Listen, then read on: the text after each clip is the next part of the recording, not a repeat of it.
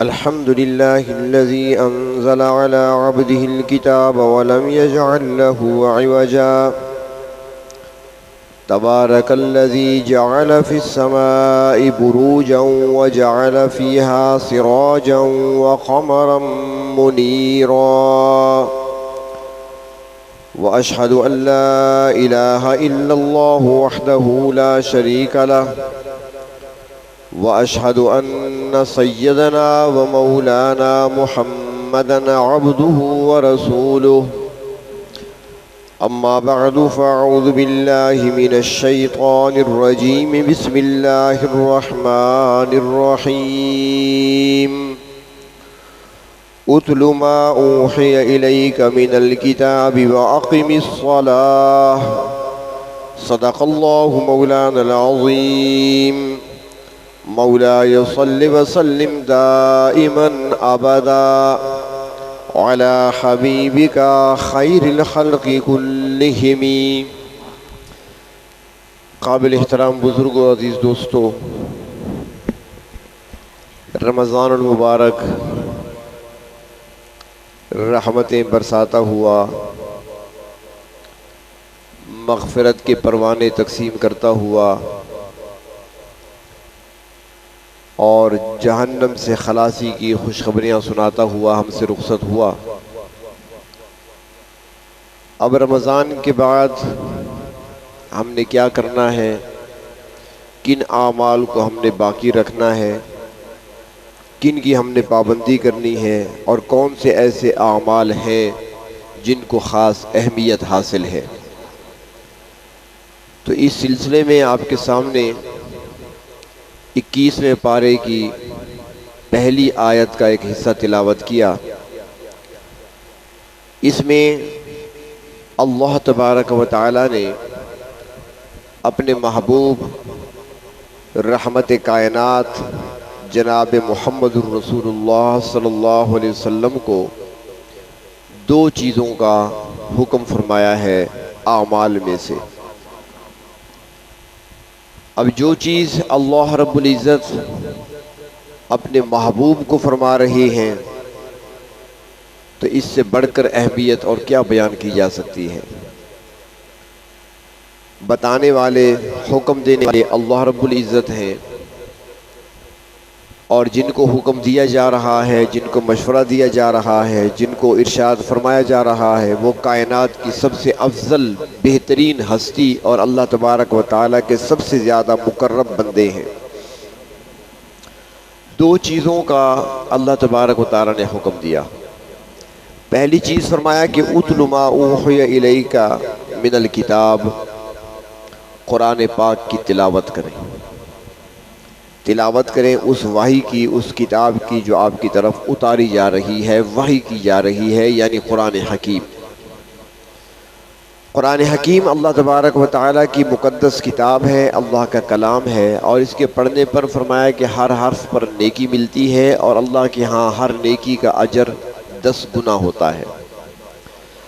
تو گویا ایک حرف آپ نے پڑھا ہے تو اس ایک حرف پر آپ کو جو نیکیاں ملتی ہیں وہ 10 نیکیاں ملتی ہیں. آپ نے ایک چھوٹی سی سورت پڑھی ہے، سورت کوثر، تو اس میں 30 حروف ہیں. تو اب آپ نے چھوٹی سی سورت پڑھی ہے، 1 منٹ بھی آپ کا صرف نہیں ہوا، لیکن 30 کو 10 کے ساتھ ضرب دے دیں تو 300 نیکیاں آپ نے 1 منٹ سے کم وقت میں، یعنی چند سیکنڈوں میں آپ نے کما لی ہے. اور پھر یہی قرآن کریم کی آیات اگر نماز میں پڑھی جائیں تو پھر اس کا ثواب درجہ بڑھ جاتا ہے. ویسے تلاوت کرنے پر اگر ایک حرف پر اگر 10 نیکیاں ملتی ہیں تو نماز میں اگر پڑھا جائے قرآن پاک تو ایک حرف پر 100 نیکیاں ملتی ہیں. تو اجر و ثواب بھی اس پہ ہے. اور اس کے علاوہ جب انسان قبر میں پہنچتا ہے تو فرمایا کہ یہ اعمال وہاں پر حفاظت کے لیے پہنچ جاتے ہیں. روزہ بھی پہنچ جاتا ہے، نماز بھی پہنچ جاتی ہے، زکوٰۃ بھی پہنچ جاتی ہے. اور فرمایا کہ قرآن حکیم میت کے سرہانے کھڑا ہوتا ہے اور اس کی حفاظت کرتا ہے. تو اس لیے اس کی کثرت تلاوت کا حکم دیا گیا. رمضان شریف میں ہمارے ہاں بھی تلاوت کی کثرت کی جاتی ہے، لیکن رمضان کے بعد پھر بھول جاتے ہیں۔ حالانکہ ایسا نہیں ہونا چاہیے، جس تلاوت کی عادت بنا لی گئی تھی رمضان میں اس کو باقی رکھا جائے۔ اور ایک سب سے بڑی بات ہے، تجربے کے طور پہ عرض کرتا ہوں، دو فائدے جو نقد ملتے ہیں، جو دنیا میں حاصل ہوتے ہیں، دو فائدے، اس کے علاوہ اور فوائد بہت سارے ہیں، لیکن عام دو فائدے۔ ایک فائدہ یہ ہے کہ قرآن حکیم کی تلاوت سے وقت میں برکت آتی ہے۔ یہ آپ نے سنا ہوگا کہ کچھ لوگ ایسے تھے جو مختصر وقت میں زیادہ سے زیادہ تلاوت کر لیتے تھے۔ حضرت شاہ اسماعیل شہید رحمۃ اللہ علیہ کے بارے میں آتا ہے کہ وہ عصر کی نماز کے بعد قرآن پاک کو شروع کرتے، مغرب کی اذان تک پورا قرآن پاک مکمل کر لیتے۔ اب سوا گھنٹہ 1.5 گھنٹے کا ٹائم ہوتا ہے، کون پڑھ سکتا ہے؟ تو کسی نے سنا تو اس نے کہا کہ یہ کیسے ہو سکتا ہے، 30 پارے کیسے پڑھے جا سکتے ہیں، نہیں ہو سکتا۔ تو بطور امتحان کے پہنچ گیا، اس نے کہا میں آج عصر کے بعد شاہ صاحب کے ساتھ ہی رہوں گا، دیکھوں گا۔ تو اس نے عصر کی نماز پڑھی، شاہ صاحب کھڑے ہو گئے مسجد کے اندر، ٹہلنے لگے یا ایک سائڈ پہ کھڑے ہو گئے، تلاوت شروع کر دی، تھوڑی بلند آواز سے کر رہے تھے۔ اور یہ بھی حافظ قرآن تھے، یہ امتحان کے لیے گئے ہوئے تھے، تو یہ بھی وہاں پر کان لگا کے کھڑے ہیں، بظاہر دوسری طرف متوجہ ہیں، کان اس طرف لگے ہوئے ہیں کہ کیسی غلطیاں کرتے ہیں اور کیسے پڑھتے ہیں۔ جس طرح ہمارے بعض حفاظ پڑھتے ہیں نا، الف لام میم یوقنون، سارا درمیان والا گیا۔ تو اس نے سوچا شاید ایسے ہی ہوگا، لیکن اس نے سنا کہ واقعتاً شاہ صاحب نے عصر کے بعد الف لام میم سے پڑھا اور پوری توجہ دھیان سے پڑھا، اذان سے پہلے الناس پہ مکمل کر دیا۔ تو یہ وقت میں برکت آتی ہے قرآن پاک کی تلاوت سے۔ جس کو یہ شکوہ ہو کہ میرے وقت میں برکت نہیں رہتی، وہ قرآن پاک کی تلاوت کرے، پھر دیکھیں وقت کے اندر کیسی برکت آتی ہے۔ یہ تجربہ ہے اور بارہا کا آزمودہ تجربہ ہے، آپ کر کے دیکھ لیں۔ ہاں یہ ہے کہ آپ پڑھتے ہوئے بار بار گھڑی کو نہ دیکھتے رہیں، اتنے منٹ ہو گئے، اتنے منٹ ہو گئے، اتنے منٹ ہو گئے۔ اللہ تعالیٰ کو آزمائے نہیں۔ دوسرا بڑا فائدہ یہ ہوتا ہے کہ جو قرآن کریم کی تلاوت ناظرہ کرتے ہیں، دیکھ کر پڑھتے ہیں، ان کی نظر محفوظ رہتی ہے، ان کی نظر کمزور نہیں ہوتی۔ اگر ہے بھی کمزور تو وہ اتنا زیادہ نہیں ہوگی۔ نظر کے اندر تیزی آتی ہے اور دوسرا وقت کے اندر برکت ہوتی ہے۔ یہ دو دنیاوی فائدے تو نقد ملتی ہیں، اس کے علاوہ اور بے شمار ہیں جنہوں نے، میں اکثر کہا کرتا ہوں کہ کچھ چیزیں ایسی ہوتی ہیں جو بتانے سے، سمجھانے سے نہ سمجھائی جا سکتی ہیں اور نہ دماغ میں اتاری جا سکتی ہیں، وہ چکھنے کی ہوتی ہیں۔ جو خود اس میدان میں اترے گا تب پتہ چلے گا کہ کیا لذتیں ہیں، اور جن کو پھر لذت آتی ہے پھر وہ سوتے میں ایسا قرآن پڑھتے ہیں کہ جب سو جاتے ہیں تب بھی ان کی تلاوت جاری رہتی ہے۔ کئی ایسے افراد گزرے ہیں جو سو رہے ہوتے تھے، تلاوت جاری رہتی تھی، رکتی نہیں تھی۔ بلکہ گوجرانوالے کے ایک حافظ صاحب کے بارے میں شاید کہ مولانا زاہد الراشدی صاحب دامت برکاتہم نے واقعہ سنایا تھا، پرانی بات ہے کہ ایک حافظ صاحب سے وہ ہر وقت قرآن پاک پڑھتے تھے، چل رہے ہیں قرآن پڑھ رہے ہیں، بیٹھے ہیں تو قرآن پاک کی تلاوت جاری ہے، ہر وقت پڑھتے رہتے ہیں۔ فرماتے ہیں کہ ایک مرتبہ ان سے ہم نے پوچھا کہ حافظ صاحب کبھی آپ کو پریشانی بھی لاحق ہوئی ہے؟ جب آپ تلاوت اتنی زیادہ کرتے ہیں کبھی پریشان بھی ہوئے؟ سودا لینے گئے، اس سے بات کی، فلاں چیز دے دو، پھر تلاوت شروع، پھر اس نے کہا اتنے پیسے دے دو، وہ دے دیے، پھر تلاوت جاری، رکتے نہیں تھے۔ تو وہ حافظ صاحب کی آنکھوں میں آنسو آ گئے۔ اس نے کہا جی ہاں، ایک موقع ایسا آتا ہے کہ میں پریشان ہو جاتا ہوں۔ انہوں نے پوچھا بتائیے جی وہ کون سا؟ فرمایا کہ جب میں قضاء حاجت کے لیے بیت الخلاء جاتا ہوں، جب میں لیٹرین جاتا ہوں تو زبان رکتی نہیں ہے تلاوت سے، مجھے ہاتھ سے پکڑنا پڑتا ہے، زبان کو پکڑتا ہوں تب یہ خاموش ہو جاتی ہے، ورنہ چھوڑ دوں تو پھر تلاوت جاری ہو جاتی ہے۔ ایسی زبان عادی ہو گئی، جب وہ سو رہے ہوتے تھے تب بھی ان کی تلاوت جاری رہتی تھی۔ سننے والے سمجھتے تھے کہ جاگ رہے ہیں، تلاوت کر رہے ہیں، لیکن وہ ساتھ خراٹے بھی لے رہے ہوتے تھے۔ اگر ایسے آپ کو سمجھ نہ آئے تو حاجی عبدالوہاب صاحب کا بیان تو سنا ہوگا، خراٹے بھی ہوتے تھے اور بیان بھی چلتا رہتا تھا، نیند بھی ہو رہی ہے اور بیان بھی ہو رہا ہے، غلطی بھی کوئی نہیں ہوتی۔ تو اللہ تبارک و تعالیٰ پھر برکتیں عطا فرما دیتے ہیں۔ تو اس لیے ایک تو تلاوت کلام پاک، اس کی کثرت، اور دوسرا فرمایا میرے محبوب دوسرا کام کیا کرنا ہے، اقیم الصلاۃ، نماز کو قائم کرنا۔ یہ دو عمل آپ نے کرنے ہیں۔ خاص اہمیت اس کی واضح فرما دی اپنے محبوب کو حکم دے کر، امت کو بتا دیا کہ اتنے اہم کام ہیں کہ میں اپنے محبوب کو ان دو چیزوں کا حکم دے رہا ہوں، تلاوت اور دوسرا نماز، نماز کا قائم کرنا۔ نماز اہم ترین عبادت ہے، سارے حضرات جانتے ہیں، بلکہ اگر دنیا میں ہم دیکھیں کوئی بڑا آدمی ہے، کوئی آفیسر ہے، وہ کسی کام کے بارے میں اپنے ملازمین کو کوئی کام بتاتا ہے، کوئی حکم دیتا ہے تو ایک بار کہہ دیتا ہے، بس کافی ہے۔ ایک بار کہہ دیا آپ نے فلاں جگہ جانا ہے، آپ نے فلاں کام کرنا ہے، بس کافی ہے۔ تو اسی طرح اللہ تعالیٰ نے روزے کا حکم دیا قرآن پاک میں، ایک ہی جگہ پر ہے، دو بار، لیکن ایک ہی جگہ پہ ہے، دونوں بار تکرار ہے، بس وہی کتب علیکم الصیام، اور پھر اگلی آیت میں ہے۔ تو روزے کا حکم پورے قرآن میں دو مرتبہ، فرض ہے روزہ بھی، اجر و ثواب بھی آپ جانتے ہیں، پہلے فضائل سن چکے ہیں۔ حج ایک اہم فریضہ ہے، پورے قرآن میں اللہ تعالیٰ نے ایک بار حکم دیا، وَلِلَّهِ عَلَى النَّاسِ حِجُّ الْبَيْتِ مَنِ اسْتَطَاعَ إِلَيْهِ سَبِيلًا، بس اور کہیں نہیں ہے، ایک ہی بار حکم آ گیا فرضیت کا۔ لیکن نماز کی اہمیت اتنی ہے، اللہ تبارک و تعالیٰ نے ایک بار نہیں درجنوں بار فرمایا اقیم الصلاۃ، نماز قائم کرو، نماز قائم کرو، درجنوں بار۔ اس سے اندازہ لگائیں کہ اللہ کے یہاں اس کی اہمیت کتنی ہے۔ عبادات تو باقی بھی ہیں، لیکن تمام عبادات میں سے اللہ کے ہاں جو اہم عبادت ہے، جو خاص عبادت ہے، جو اللہ کو زیادہ پسند ہے، وہ عبادت نماز ہے۔ اور دوسرا اندازہ اسے لگائیں کہ کسی کو اگر کہنا ہو نا، کوئی کام بتانا ہو تو کسی کے ذریعے سے کہہ دی جاتا ہے، یار فلاں سے کوئی یہ کام کر دے۔ کوئی بڑا آدمی ہے، باپ ہے، بیٹے کو کہتا ہے، یا کوئی آفیسر ہے اپنے ملازمین سے کہتا ہے کہ فلاں سے جا کر کہہ دو کہ یہ کام کر دے۔ اور جو کام اہمیت کا حامل ہوتا ہے، زیادہ اہم ہوتا ہے، تو پھر اس بندے کو بلاتا ہے کہ اسے میرے پاس بھیجو، پھر اسے ساتھ بٹھا کر سمجھا کر بتاتا ہے کہ یہ کام تم نے کرنا ہے۔ اس سے پتہ چلتا ہے کہ کسی اور ذریعے سے، ٹیلی فون کے ذریعے سے، موبائل فون کے ذریعے سے، کسی خادم کے ذریعے، ملازم کے ذریعے سے حکم نہیں دیا، بلکہ خود بلوا کر حکم دیا ہے، تو اس سے معلوم ہوتا ہے کام اہم ہے۔ تو باقی عبادات جتنی تھیں، روزے کا حکم آیا، اللہ نے جبریل کو بھیجا، جاؤ میرے محبوب کو بتا دو۔ حج کا حکم آیا، حضرت جبریل آیت لے کر آ گئے۔ باقی فرائض ہیں، باقی احکامات ہیں، باقی عبادات ہیں، فرشتے کے ذریعے سے اللہ نے حکم دیا۔ لیکن جب نماز کی باری آئی، فرمایا محبوب یہ اس کا حکم زمین پہ نہیں آئے گا، آپ کو عرش پہ آنا پڑے گا۔ عرش پہ بلا کر وہاں پر فرمایا میرے محبوب اپنی امت کے پاس یہ تحفہ 50 نمازوں کا، اور پھر بعد میں کم ہو گئی، 5 نمازیں لے کر چلے جاؤ۔ اس سے پتہ چلتا ہے کہ نماز کی اہمیت کیا ہے۔ اور ہم ویسے یہ بھی دیکھتے ہیں کہ جب بھی کوئی بچہ ہمارے ہاں پیدا ہوتا ہے مسلمانوں کے ہاں، تو حکم یہ ہے کہ اس کے کان میں اذان اور اقامت کہی جائے۔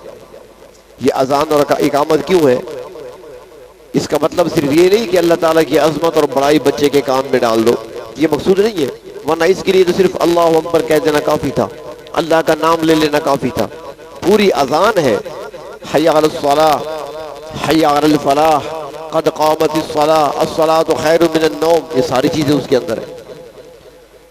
تو ایسا کیوں ہے؟ تو فرماتے ہیں اس لیے کہ بچے کو پیدا ہوتے ہی اس کے کانوں میں اذان اور اقامت کی آواز پہنچا کر اس کو یہ بتانا مقصود ہے کہ دنیا میں آ گئے ہو، دنیا میں سب سے اہم کام، پہلا فریضہ، اہم فریضہ وہ نماز کا ہے، وہ تم نے کبھی نہیں چھوڑنا۔ حضرت عیسیٰ علیہ السلام کی پیدائش ہوئی، جو کہ بغیر باپ کے پیدا ہوئے، اللہ تعالیٰ کی قدرت کا مظہر ہے، قانون پہ نہیں۔ قانون تو یہ ہے نا کہ شادی ہوتی ہے، میاں بیوی کا ملاپ ہوتا ہے، بچہ پیدا ہوتا ہے، یہ قانون ہے۔ اور ایک اللہ تعالیٰ کی قدرت ہے، اللہ تعالیٰ ان اسباب کے بغیر بھی سب کچھ کر سکتی ہے۔ حضرت آدم علیہ السلام کو بغیر ماں باپ کے پیدا کر دیا، حضرت حوا کو بغیر ماں کے پیدا کر دیا، اور حضرت عیسیٰ علیہ السلام کو بغیر باپ کے پیدا کر دیا۔ اللہ تعالیٰ کی قدرت ہے، قادر ہے، وہ کر سکتے ہیں، جب بھی جو چاہتے ہیں کر سکتے ہیں۔ تو حضرت مریم رضی اللہ عنہا جب تکلیف شروع ہوئی تو اپنے مکان سے باہر چلی گئی، مکان شرقیہ، مشرقی کونے کی طرف چلی گئی، وہاں ایک کھجور کے تنے کے ساتھ جا کر بیٹھ گئی۔ اور یہ عالم اسباب ہے، میں نے پہلے بھی عرض کیا تھا کہ اللہ تبارک و تعالیٰ نے فرمایا مریم گھبراؤ نہیں، کھجور کے تنے کے ساتھ بیٹھی ہو نا تو اس کو ہلاؤ، ذرا کھجور کے تنے کو ہلاؤ، کیا ہوگا؟ فرمایا کہ تساقط علیک رطبا، یہ اوپر سے کھجوریں پھینکے گا درخت آپ کی طرف، کھجوریں اوپر سے آئیں گی، نیچے پانی کا چشمہ بھی بہا دیا، کلی وشربی، کھجوریں کھاؤ، پانی ٹھنڈا پیو۔ تو اب کھجور کا تنا ہلانا مذاق تو نہیں ہے، آپ بھی جانتے ہیں، دیکھا ہوگا آپ نے کہ کھجور کا تنا ہلانے سے کھجوریں نہیں گرا کرتی، بلکہ کھجور کو توڑنے کے لیے اوپر چڑھنا پڑتا ہے۔ تنا مضبوط بندہ بھی نہیں ہلا سکتا اور اس کے ذریعے کھجوریں نہیں گرا سکتا، مضبوط تنا ہوتا ہے کھجور کا۔ اور پھر حضرت مریم ایک خاتون ہے اور پھر بھی اس تکلیف کی حالت میں ہے، بچے کی ولادت کا وقت ہے، اتنی تکلیف میں طاقت قوت کہاں ہے، لیکن اللہ تعالیٰ نے فرمایا کہ ہاتھ تو لگاؤ، اس لیے کہ یہ عالم اسباب ہے، سبب اختیار کرو، برکت میں نے ڈال دی ہے، سبب تم اختیار کرو۔ تو حضرت عیسیٰ علیہ السلام کی ولادت ہو گئی، اب حضرت مریم اس بچے کو اٹھا کر حضرت عیسیٰ علیہ السلام کو اٹھا کر آ رہی ہیں۔ اب راستے میں سوچ رہی ہے شادی میری نہیں ہوئی، خاوند میرا نہیں، بچے کی ولادت ہو گئی، لوگوں کے سامنے سے گزروں گی، لوگ انگلیاں اٹھائیں گے، اعتراض کریں گے، بچہ کہاں سے لے کر آ رہی ہو، شادی کے بغیر بچہ کہاں سے آیا، کیسے آیا، اللہ میں جواب کیا دوں گی، پریشان ہے۔ اللہ تعالیٰ نے فرمایا مریم جب کوئی سامنے آئے اور پوچھے تو اسے کہہ دینا کہ میں روزے سے ہوں، میں نے بات نہیں کرنی، جو کچھ پوچھنا ہے اس بچے سے پوچھو، مجھے کچھ نہ کہو۔ تو حضرت مریم چل پڑی، راستے میں لوگ آئے اور اعتراض کیا انہوں نے کہ مریم یہ کہاں سے لے کر آ رہی ہو بچہ، یہ کیسے آیا، کہاں سے آیا، تمہاری تو شادی نہیں ہے، تمہارے والدین بھی ایسے نہ تھے، نہ تمہاری والدہ ایسی تھی، نہ تمہارے والد ایسے تھے، تم کیسی نکلی؟ تو وہ کہنے لگی انی نذرت للرحمن صوما، میں نے روزہ رکھا ہوا ہے، اور اس زمانے کا روزہ یہ تھا کہ بات کرنا بھی منع تھا، میں نے بات نہیں کرنی۔ فاشارت الیہ، بچے کی طرف اشارہ کیا، اس سے پوچھو۔ تو وہ کہنے لگے کہ ہم بچے سے کیسے بات کریں، من کان فی المہد صبیا، ایک گہوارے میں ہے، گود میں اٹھائے ہوئے بچہ ہو، آج کا پیدا ہوا ہو، بات کیسے کر سکتا ہے وہ، ہم اس بچے سے بات کریں؟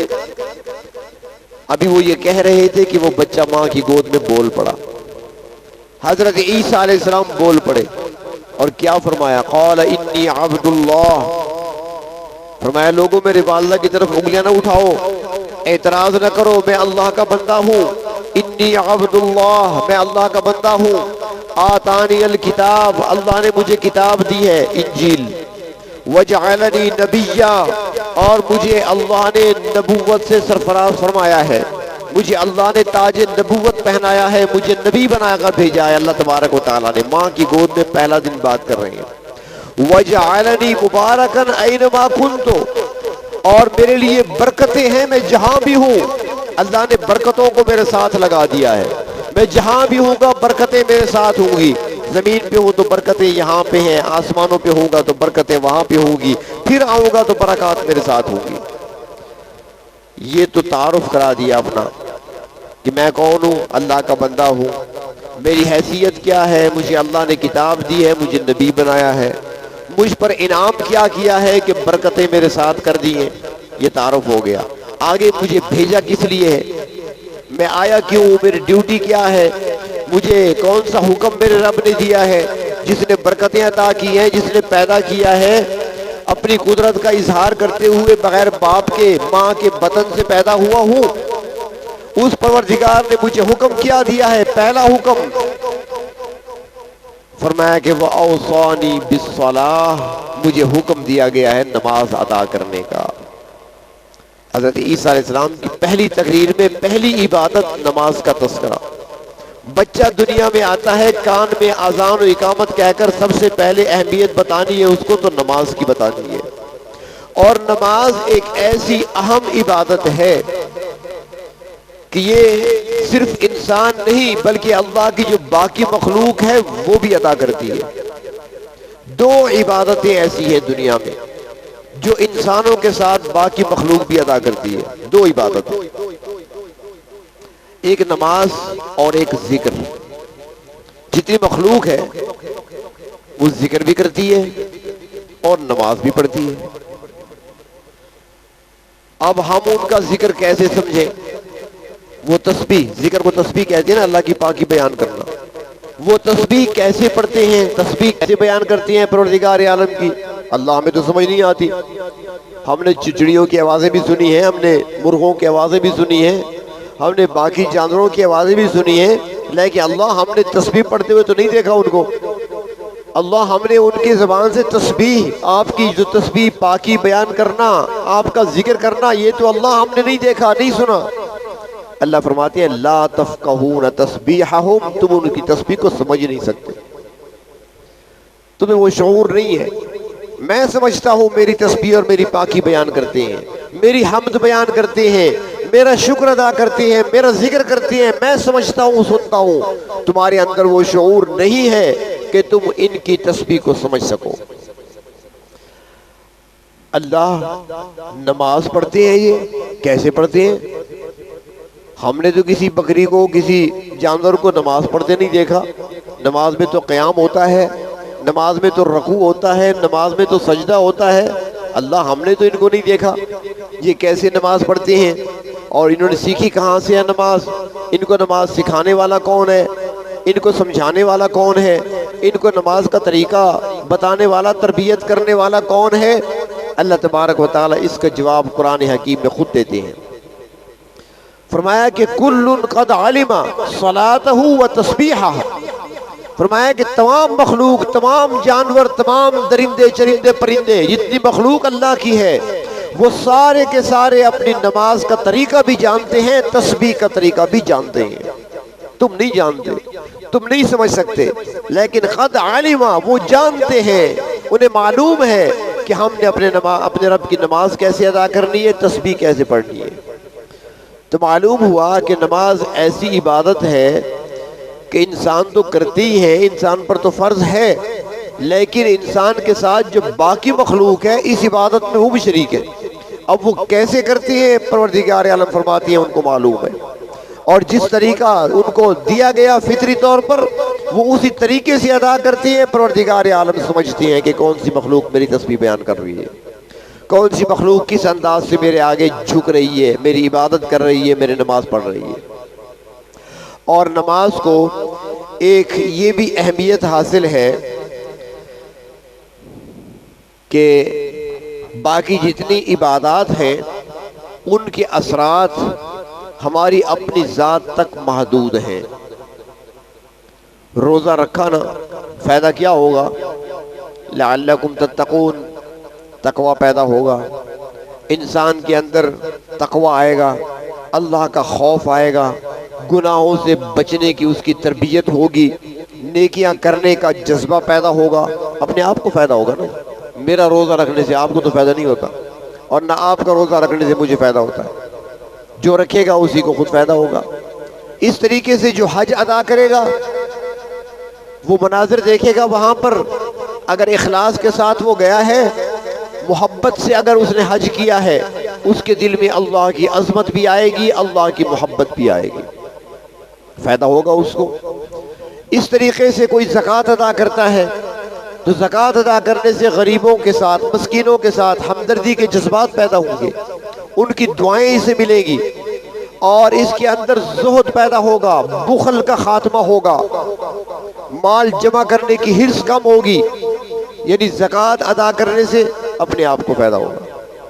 اس طرح باقی عبادات ہیں، لیکن نماز ایسی عبادت ہے کہ نماز اور سجدوں کا اثر کائنات کی چیزوں پہ پڑتا ہے، صرف انسان کی ذات تک محدود نہیں، بلکہ انسان کی نماز اور اس کے سجدوں کا اثر باقی کائنات میں پھیلی ہوئی چیزوں پہ پڑتا ہے۔ اس کا اثر چاند پہ پڑتا ہے، اس کا اثر سورج پہ پڑتا ہے، اس کا اثر سمندر کی موجوں پہ پڑتا ہے، اس کا اثر ہواؤں پہ پڑتا ہے، اس کا اثر زلزلے پہ پڑتا ہے۔ اس لیے حکم دیا گیا کہ جب زلزلہ آئے، زمین ہل رہی ہو، بلڈنگیں گر رہی ہوں، فرمایا کہ ایسے موقع پر نماز کی طرف متوجہ ہو جایا کرو۔ جب تمہارا زمین پر سجدہ ہوگا، زلزلے پہ اثر ہوگا، وہ تھم جائے گا۔ فرمایا کہ جب سورج گرہن ہو، چاند گرہن ہو، ہمیں حکم نماز کا دیا گیا، صلاۃ خسوف ہے، کسوف ہے، کہ تم نماز کی طرف متوجہ ہو جاؤ۔ کیوں ہوتا ہے سورج گرہن؟ یہ سیارے جب چلتے ہیں، حرکت میں ہوتے ہیں، تو سورج اور زمین کے درمیان چاند آ جاتا ہے، حائل ہو جاتا ہے، اور اس کی وجہ سے سورج کی روشنی زمین تک نہیں پہنچ پاتی، اندھیرا چھا جاتا ہے، اس کو سورج گرہن کہتے ہیں۔ لیکن خطرہ ہوتا ہے، کیونکہ کشش کا عمل ہے، زمین کی اپنی کشش ہے، چاند کی اپنی کشش ہے، سورج کی اپنی کشش ہے۔ لیکن جب ایک سیدھ میں تینوں آ گئے تو اب کشش کا عمل بھی بڑھ جاتا ہے۔ ہمارے استاد محترم فرمایا کرتے تھے کہ خطرہ، لوگ کہتے ہیں کہ نہیں ایسی عمل ہے، یہ تو ایک گردش میں ایسا ہو گیا، فرمایا ایسا نہیں، خطرہ ہے۔ اگر سورج کی کشش بڑھ گئی، اس نے چاند کو اپنی طرف کھینچ لیا تو کائنات تباہ ہو جائے گی۔ اگر زمین کی کشش میں تیزی آ گئی، اس نے چاند کو اپنی طرف کھینچ لیا، تب بھی کائنات تباہ ہو جائے گی۔ اس لیے فرمایا کہ ایسے موقع پر فوراً نماز کی طرف متوجہ ہو جاؤ۔ جب نماز پڑھو گے اور سجدہ کرو گے تو آپ کے سجدوں کا اثر ستاروں کی گردش پہ پڑے گا، گردش تیز ہوگی، سورج گرہن ختم ہو جائے گا۔ اس طرح طوفان آ گیا، اس وقت بھی نماز کا حکم ہے۔ اور اگر بارش رک گئی، بادل آتے ہیں چلے جاتے ہیں، بارش نہیں ہو رہی، پانی نہیں ٹپک رہا بادلوں سے، فرمایا اس کے لیے باہر کھلی جگہ پہ نکل کر وہاں پر سجدے کرو۔ صلاۃ استسقاء جسے کہا جاتا ہے، بارش کے لیے جو نماز پڑھی جاتی ہے، فرمایا کہ نماز ادا کرو، تمہارے سجدوں کا اثر بادلوں پہ پڑے گا، وہ آئیں گے تو پانی ٹپکائیں گے، اب برسائیں گے پانی تم پر، رحمت بن کر برسے گا۔ تو نماز ایسی عبادت ہے کہ جس کا اثر صرف انسان کی اپنی ذات تک محدود نہیں، اس کا اثر صرف انسان پہ نہیں ہوتا، بلکہ کائنات کی چیزوں پر بھی نماز کا اثر ہوتا ہے۔ سجدوں کے اندر اللہ تبارک و تعالیٰ نے یہ تاثیر رکھی ہوئی ہے۔ تو اللہ رب العزت نے اپنے محبوب صلی اللہ علیہ وسلم کو دو چیزوں کا حکم دیا، مختلف مقامات پر اور احکامات بھی ہیں، لیکن جو میں نے آیت آپ کے سامنے پڑھی اس میں دو چیزوں کو بطور خاص بیان کیا۔ میرے محبوب، ایک تو آپ تلاوت کا اہتمام کریں، اتل ما اوحی الیک من الکتاب، جو کتاب آپ کی طرف اتاری جا رہی ہے، نازل کی جا رہی ہے، اس کی تلاوت کریں۔ اور دوسرا، اقیم الصلاۃ، نماز کو قائم کریں۔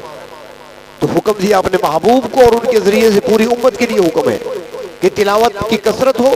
رب تعالیٰ کا کلام ہے، اللہ کی کتاب ہے نازل کردہ، اس کو پڑھنا، اس کی تلاوت کرنا، زیادہ سے زیادہ اس کو پڑھنے کی کوشش کرنا، اور ساتھ ہی نماز کی طرف متوجہ ہونا۔ نماز کے اندر چونکہ ہمیں ایک خاص دعا دی گئی ہے، جسے آپ دعا بھی کہہ سکتے ہیں، اسے آپ درخواست بھی کہہ سکتے ہیں، اور اسے آپ مناجات بھی کہہ سکتے ہیں، سورۃ فاتحہ۔ اسی کے اندر اللہ تبارک و تعالیٰ نے ایک انداز دیا ہے، ایک طریقہ ہوتا ہے نا، ہر کسی کے دربار میں جانے کا ایک طریقہ ہوتا ہے۔ اللہ تعالیٰ نے اپنے سے مانگنے کا ڈھنگ، طریقہ، سلیقہ ہمیں اس انداز سے سکھایا کہ آؤ پہلے 2 رکعت پڑھو، پہلے اپنے تابعداری کا دم بھرو، بندگی کا دم بھرتے ہوئے آؤ، اس کے بعد ہاتھ اٹھاؤ، مجھ سے مانگو کیا مانگنا ہے۔ کیونکہ سورۃ فاتحہ میں پہلے تو بندہ اللہ تبارک و تعالیٰ کی تعریف بیان کرتا ہے، الحمدللہ رب العالمین الرحمن الرحیم، پھر اللہ تبارک و تعالیٰ کے مقام اور مرتبے کو بیان کرتا ہے کہ وہ کون سی ذات ہے جو صرف دنیا تک اس کی مہربانیاں نہیں، بلکہ مالک یوم الدین، قیامت کے دن کے مالک بھی وہی ہیں، قیامت کے دن کے مالک بھی اللہ تبارک و تعالیٰ ہی ہے۔ اور جب یہ بندہ بیان کر دیتا ہے تو اس کے بعد پھر اپنے بارے میں بتاتا ہے کہ میں کون ہوں۔ تعارف تو ضروری ہوتا ہے نا، کسی کے پاس بھی جائیں آپ تو تعارف بھی کرائیں گے اور تعلق بھی بتائیں گے کہ میرا آپ کے ساتھ کتنا تعلق ہے۔ جب بتائیں گے تعارف ہوگا کہ میرا تو آپ کے ساتھ تعلق ہے، خاندانی تعلق ہے، اور پیچھے سے ہمارے کچھ رشتے ملتے ہیں یا پیچھے سے ہمارے خاندانی تعلقات چلے آ رہے ہیں، ایک تعلق بتایا جاتا ہے، تو پھر جس کے پاس آپ گئے ہیں وہ آپ کی بات سننے کے لیے تیار ہو جاتا ہے، متوجہ ہو جاتا ہے کہ تعلق بتا رہا ہے، ایک رشتہ ہے، ایک تعلق ہے، علاقے کا ہے، تو پھر وہ بات توجہ سے سنے گا۔ تو یہاں بھی بندہ اپنا تعارف کراتا ہے، ایاک نعبد و ایاک نستعین، اللہ میرا آپ کے ساتھ تعلق بندگی کا تعلق ہے، میں آپ کا بندہ ہوں، میں تو آپ کے آگے ہی جھکا کرتا ہوں، آپ کی عبادت کرتا ہوں، جب بھی کوئی ضرورت پیش آتی ہے میں آپ سے ہی مانگتا ہوں، میں منگتا اور سوالی بھی آپ کے در کا ہوں، اور میں جھکتا بھی آپ کے سامنے ہوں، یہ میرا تعلق ہے آپ کے ساتھ، میں بندہ ہوں آپ کا۔ اس کے بعد پھر اللہ تعالیٰ فرماتے ہیں اب مانگو کیا مانگنا ہے۔ تو نماز اللہ تبارک و تعالیٰ نے ہمیں مانگنے کا ایک ڈھنگ اور طریقہ بتایا ہے کہ اس راستے سے آؤ گے، اس طریقے سے آؤ گے، جو ضرورت تمہاری ہوگی پوری کر دی جائے گی، جو مشکل ہوگی تم پر ہٹا دی جائے گی، جو پریشانی ہوگی تم سے دور کر دی جائے گی۔ لیکن ساتھ یہ بھی عرض کروں کہ دنیا میں جو نمازوں میں کوتاہی کرتے ہیں، اللہ کے حکم کی پرواہ نہیں کرتے، جو اللہ نے بار بار دیا قرآن حکیم میں حکم، اور اپنے محبوب صلی اللہ علیہ وسلم کی زبان مبارک سے بھی بار بار کہلوایا، تاکید کے ساتھ کہلوایا کہ نماز کو نہیں چھوڑنا، نماز کو نہیں چھوڑنا۔ اور جو کوتاہی کرتی ہے، فرمایا قیامت کا دن ہوگا تو وہاں پر ایک موقع ایسا بھی ہوگا کہ پروردگار عالم کی ساکھ کی تجلی ہوگی، تجلی ساکھ۔ ترجمہ نہیں کرنا چاہتا اس وقت، مناسب نہیں ان لفظوں کا ترجمہ، کیونکہ ساتھیوں کو پھر بعد میں سمجھ نہیں آتی بات اور معنی کچھ سے کچھ بن جاتا ہے۔ تو بہرحال ایک خاص تجلی ہوگی، تجلی ساکھ جسے کہا گیا قرآن پاک میں۔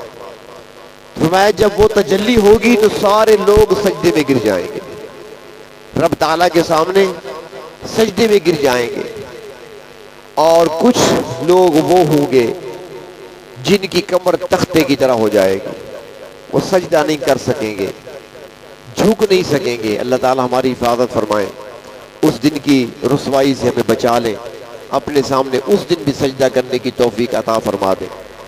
تو فرمایا کہ ان کی کمریں سخت ہو جائیں گی تختے کی طرح، وہ جھک نہیں سکیں گے۔ اللہ ایسا کیوں ہوگا؟